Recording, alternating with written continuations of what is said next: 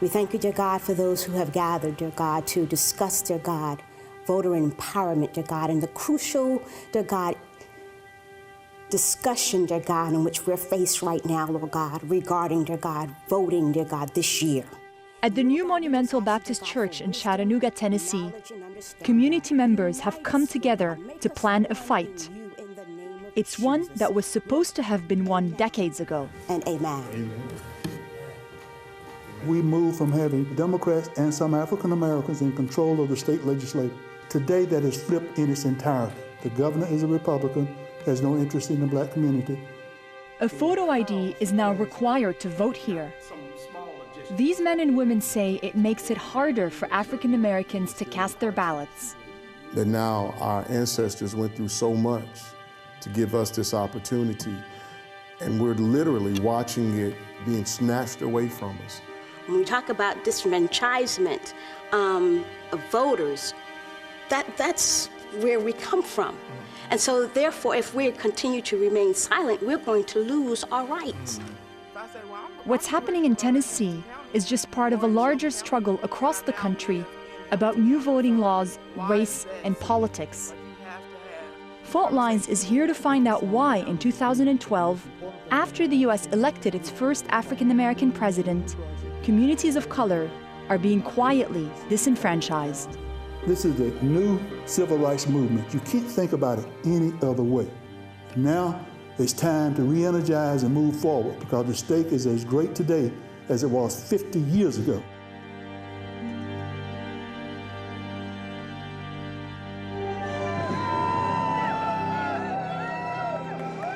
Coral Springs, Florida. The next president of the United States, Speaker Newt Gingrich.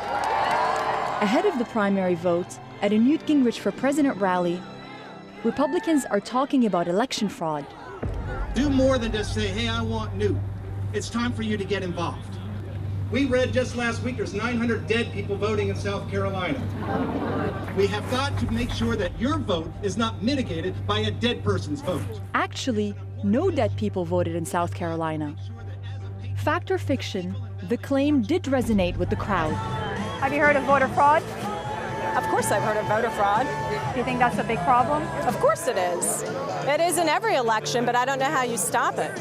You had 900 voters that were dead that voted in South Carolina, so there's an element out there that's up to no good. At the state level, the Florida legislature is controlled by the Republican Party. Last year, they pushed through a bill that changed the state's election laws. They say it was necessary to crack down on voter fraud. The question was, well, are American voters committing these kinds of crimes? And so it was an Alice in Wonderland quest because I kept falling into the rabbit hole.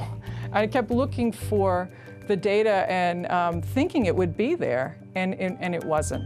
It wasn't there. You could probably try to figure out... Lorraine Minetti has done some of the most extensive research into the existence of voter fraud in the U.S. She's concluded that while problems plague the voter registration system, there is no evidence that voter fraud or voter impersonation is taking place.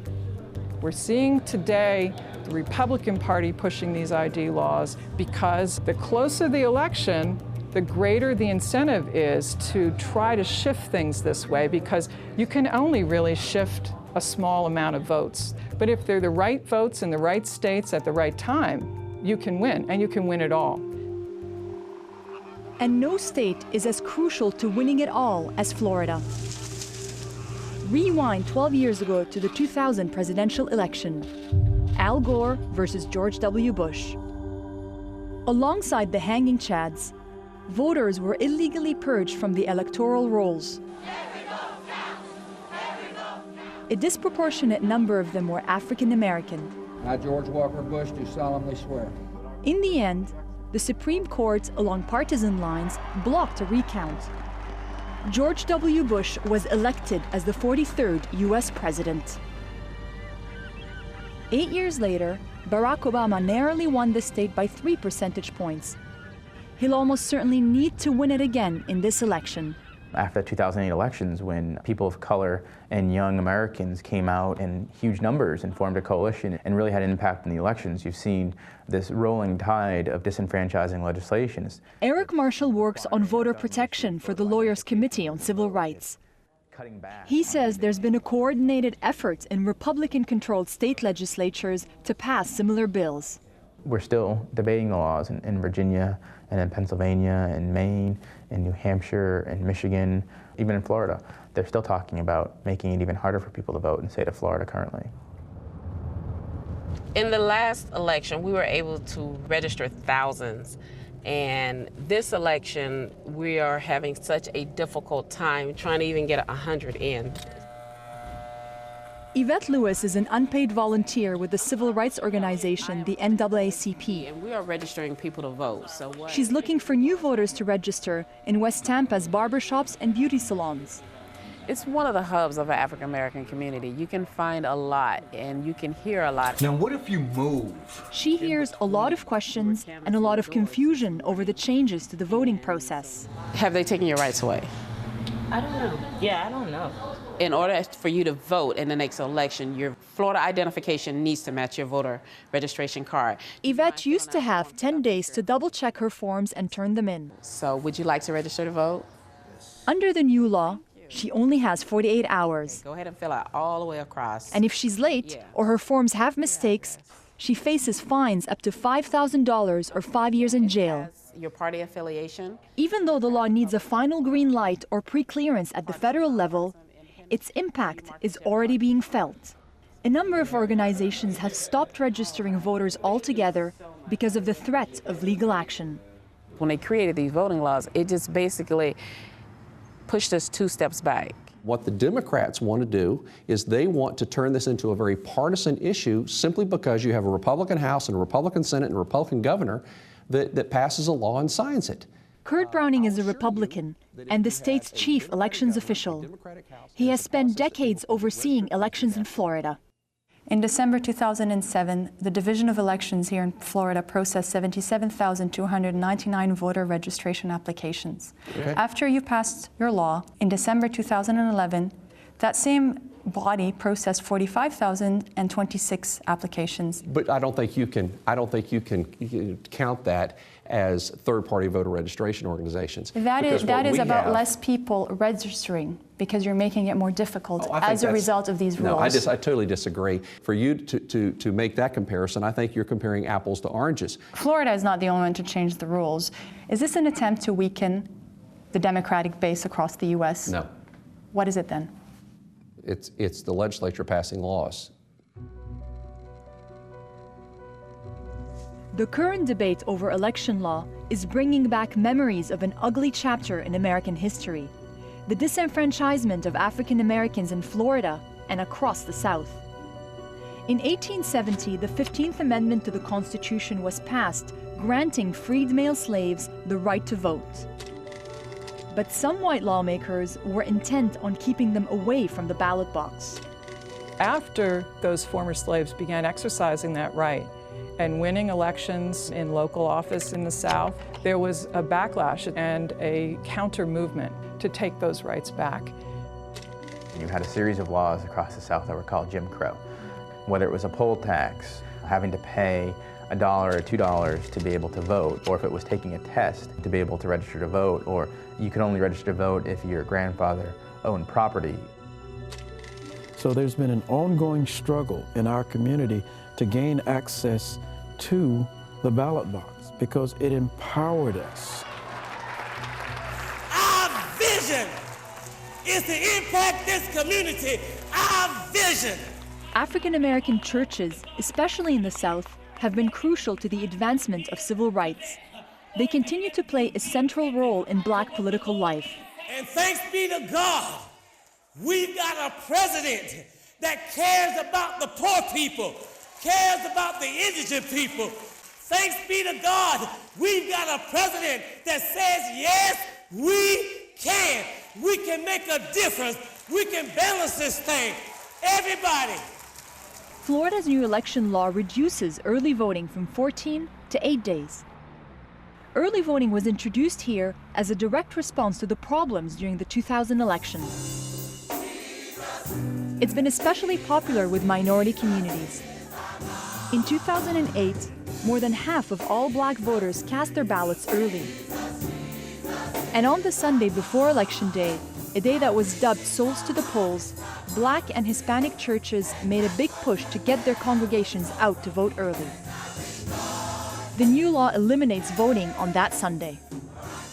Many of these people who participated in the voting process did it at the encouragement of their spiritual leaders in the church setting on that day.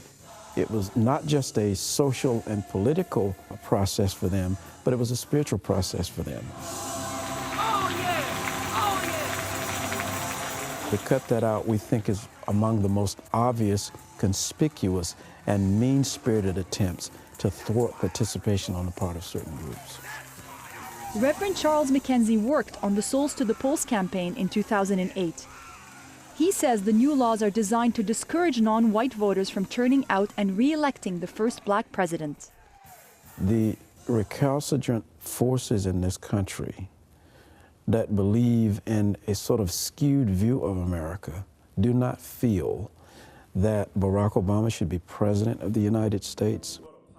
What we've seen with the Tea Party movement, what we've seen with the ultra-conservative right-wing extremism that Newt Gingrich represents and Rick Santorum represents, is that there still is a lot of systemic racism that's in place in this country. Many of our people, they take and make a mistake, they get a record, they're done. Because of the laws that are in this country. Amen. And really, it is not fair, if the truth be told. You better not sell a dime bag of weed. Because if you do, you're going to get 5, 10, 15 years. Everybody makes mistakes. But they ought not to pay for it for the rest of their lives. Time in prison for a felony in Florida means losing your right to vote. 6 years ago, Desmond Meade was out of prison and homeless on the streets of Miami. He stood next to this railroad track and thought about jumping in front of a train. And I remember wondering how much pain I was going to feel, whether I was going to die instantly or was I going to experience excruciating pain before I died, you know. Desmond decided to step over the tracks that day and rebuild his life. Now he helps former felons, known as returning citizens, reintegrate into society. Responsibility, accountability, education. Those are things and keys that we'll need to further ourselves in life. Nationwide, more than 1 in 8 African American men like Desmond have lost the right to vote because of prison sentences. You know, it's about people of color being assaulted by a system that is solely intent on removing their voices or silencing their voices, incarcerating them, and enslaving them in a new form of modern-day slavery. Then there's another one that said, when a new Republican governor took office last year, he made it significantly harder for returning citizens to get their voting rights restored. Now, they must wait between 5 and 7 years before they can even apply to the Clemency Board for consideration. I mean, feel like I still paying society, you know, which is supposed to be over. I done paid my debt, but I still can't vote. So that doesn't ring good with me, like it's out of proportion. I felt cheated. I feel like I'm still doing time.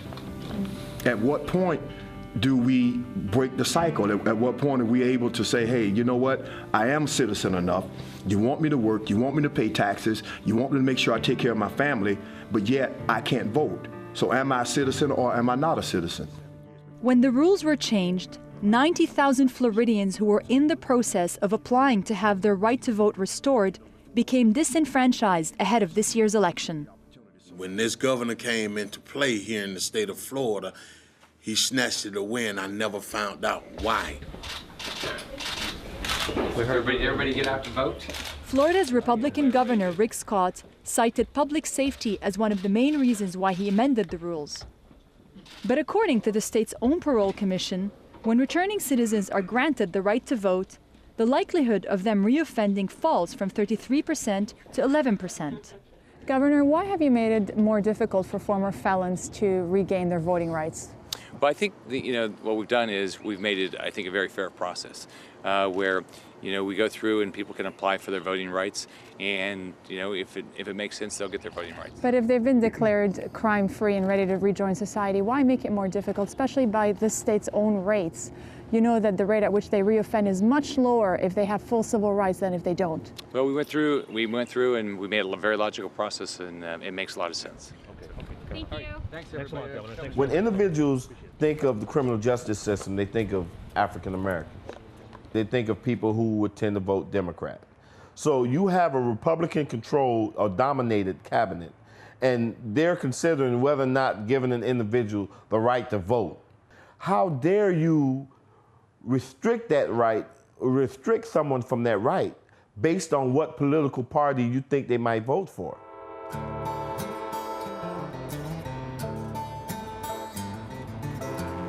Florida is not the only state that's changing election laws.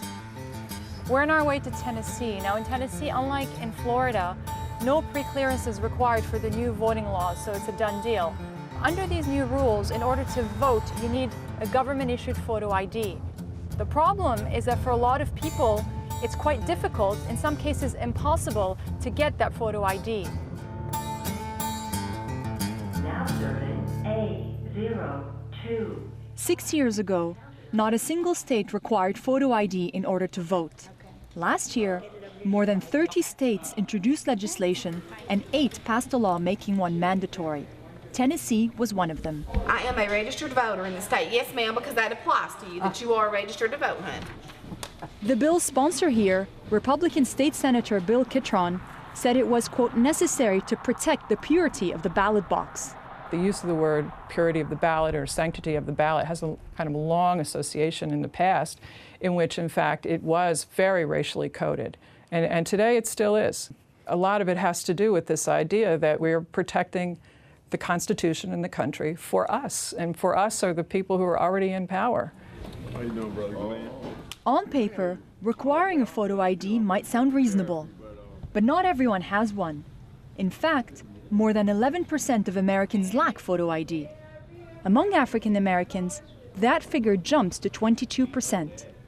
And those lacking a photo ID are likely to be among society's poorest and more inclined to vote Democrat, no matter what ethnicity they are. Hello, we're back. Chattanooga residents Joe Rowe and Charlene Kilpatrick are working together to make sure no one gets turned away on Election Day. Are you registered to vote? Yeah. Do you have your photo ID? The elderly have been particularly impacted by the new requirement. Tennessee is the only state that allows people over 60 years of age to renew their license without the picture ID. This new law identified over 600,000 people without the proper identification to vote. Okay, so you don't have a picture ID? I don't think that would pass. And there's another 130,000 people that have a driver's license without the picture ID on it. So it's going to impact a significant number of people.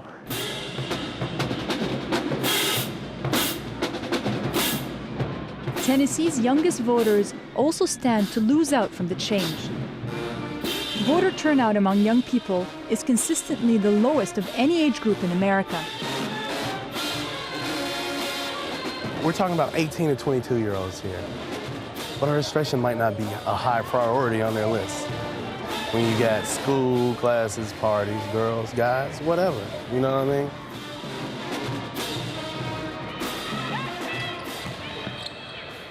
Chris Martin started the College Democrats at Tennessee State University in Nashville.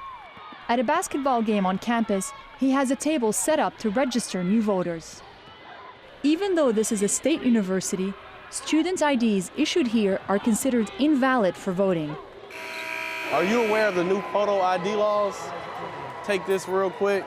As of January 2012, you have to have a photo ID to go vote. It has to be a state issue ID or federal ID, so that's passport, military, driver's license, blase, blase. But you cannot use your college ID. Now, your teachers, they can use their college IDs issued by the same institution, but you guys can't. I just want to raise awareness on campus because not a lot of students know or are aware of this new law that's been taking place. And it's going to block a few people from actually casting their vote. And those people could be critical for the Democrats. 66% of young voters supported Barack Obama in 2008, the largest ever showing for a presidential candidate in that age group. It's just a political strategy, if you ask me. And if I did not want our current president to get reelected, this would be one of those strategies that I will put into play. It's funny because I cannot use my student ID to go prove who I am when I go vote. But I can use my handgun carrying permit. A world away from the basketball court, another competition is taking place. This time at a shooting club in central Tennessee. You know, we celebrate the guns that made the country, that tamed the country. You know, if it weren't for the guns, we wouldn't be here. Whiskey Davis is the club's president. He says he can't think of a better ID to use to vote than a gun license. To get a gun license, you have to go through a much more thorough background check than you do a driver's license. So I have no problem. I do think it should be a photo ID. Whiskey told us that most members at this range are Republicans. Nationally, more Republicans than Democrats say they have a gun in their home. I think it shows some of the hypocrisy. They make exceptions for voters who have gun licenses, who they might think swing ideological one way, but then they don't provide exceptions for people who are young, who they might think swing ideologically the other way. You're choosing the voters to vote for you as opposed to what our democracy really is, which is people freely organizing and turning out and using their civic voice to choose their representatives that will reflect their values and push for laws that benefit their communities.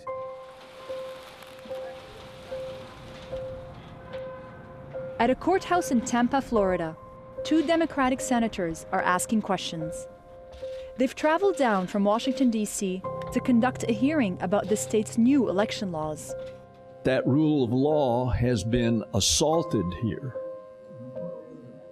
under the pretense of cutting down on election fraud. The federal government has the authority to step in when certain states pass election laws that discriminate against minorities. They've already struck down photo ID requirements in South Carolina and Texas. There's a political agenda here. We, of course, will consider this issue in Washington and the impact it will have on the future of the Voting Rights Act. In the meantime, the specific law will be considered by the courts as well as the Department of Justice. The Department of Justice recently said that it has problems with certain parts of the Florida law, but it's yet to issue a ruling. Okay.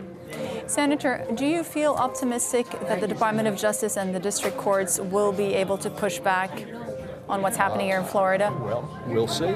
Chapter and verse in the Constitution. You tell me that. Outside the courtroom, there's a very different understanding of the law among Tea Party protesters. One that reflects the vast divide that's polarizing American society. Come Election Day in November, the choice will be very clear. Elect the Republican candidate or re-elect Barack Obama.